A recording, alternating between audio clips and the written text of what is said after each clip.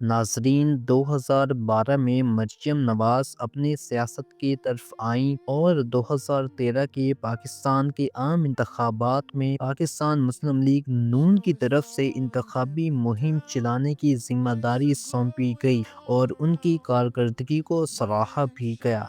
مریم کو نواز شریف کا ظاہری وارث اور مسلم لیگ نون کا نیا رہنما سمجھا جانے لگا۔ پھر مارچ 2017 میں مریم کو بی بی سی کی 100 خواتین کی فہرست میں شامل کیا گیا۔ دسمبر 2017 میں وہ نیو یارک ٹائمز کی دنیا کی 11ویں طاقتور خواتین کی فہرست میں شامل ہو گئیں۔ 2017 میں وہ سیاسی طور پر اس وقت سرگرم ہوئی جب ان کے والد کو پاناما پیپرز کیس اور متحدہ عرب امارات میں ملازمت کے ذریعے منی لانڈرنگ کے سلسلے میں عدالت عظمیٰ پاکستان کی جانب سے نااہل قرار دیا گیا اور سزا سنائی گئی۔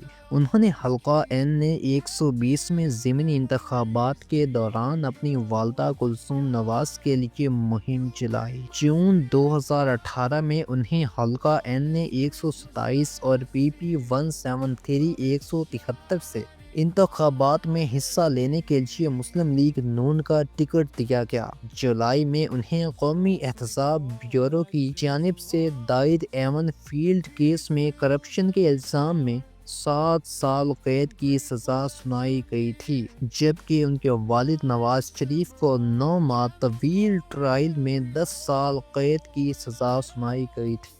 اسے اپنے والد کی جائیدادیں چھپانے میں اہم کردار پائے جانے کے بعد اکسانے کے جرم میں 7 سال کی سزا سنائی گئی، جس میں نیب کے ساتھ عدم تعاون پر 1 سال بھی شامل تھا۔ 29 ستمبر 2022 کو مریم کے چچا شہباز شریف کے اقتدار میں آنے کے فوراً بعد اسلام آباد ہائی کورٹ نے ان کی بدعنوانی کی سزا کو کالعدم قرار دے دیا اور ان کے رشتہ داروں کے خلاف بہت سے مقدمات کی پیروی کرنے سے انکار کر دیا اور پھر وہ دوبارہ الیکشن لڑنے کے اہل ہو گئیں۔ سال 2024 کے پاکستانی عام انتخابات میں وہ پاکستان کی قومی اسمبلی کے لیے منتخب ہوئیں، جو حلقہ N 119 کی نمائندگی کرتی تھیں، اور پنجاب کی صوبائی اسمبلی کے لیے حلقہ PP 159 کی بطور مسلم لیگ نون کی امیدوار کی نمائندگی کرتی تھیں۔